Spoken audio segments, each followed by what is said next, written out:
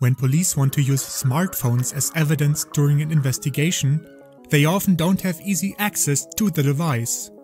Even if they have authorization to search a suspect's phone, most modern devices lock their data using passcodes or biometric identification. Law enforcement in many countries uses specialized tools produced by private intelligence companies with names like Grayshift or Celebrite. One of their most popular devices is their Celebrite UFED, which stands for Universal Forensic Extraction Device. UFED comes in different sizes and variations, for example with a touchscreen or a rugged casing. I made a simple 3D model to show what this device roughly looks like. Once a target phone is connected, it can in theory bypass patterns and passwords on some iPhone models and extract data from the phone and SIM card. I'm saying in theory because how vulnerable an iPhone is not only depends on the model and iOS version, but also in which state of encryption it currently is.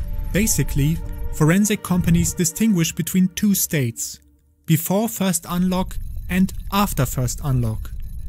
While a modern iPhone is turned off, its data is very well encrypted. Up to the time you first enter the device passcode, the phone is in the state before first unlock, or short BFU. Unless Celebrite have an attack they don't advertise, they currently don't seem to have a way to pull any meaningful data off of a device in the BFU state. The only reasonable attack seems to be to brute force the passcode in this case, which is only possible by exploiting security flaws to remove the limit on passcode attempts. But most often, a seized iPhone is already turned on and in the state after first unlock, or AFU. In this state, the phone is more vulnerable because lots of encryption keys are stored in quick access memory at this point, and it is more likely that some operating system exploit could expose them. Devices like Celebrite's UFED usually don't break encryption, but they find ways around it. An example of these two unlock states in action can be seen when receiving a call.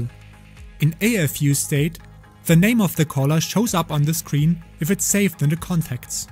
But in BFU state, only the number of the caller shows up, because the keys for decrypting the address book are not in memory yet.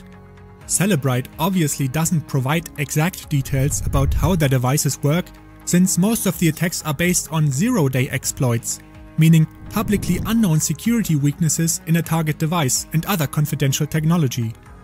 All digital forensic companies try to keep their tools secret as long as possible, so companies like Apple can't simply fix the weaknesses they are exploiting.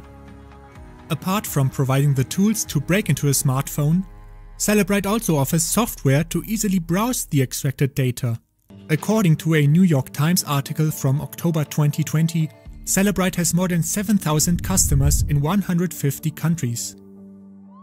They not only sell this technology to law enforcement, but these extraction devices can increasingly be found at airports and even schools.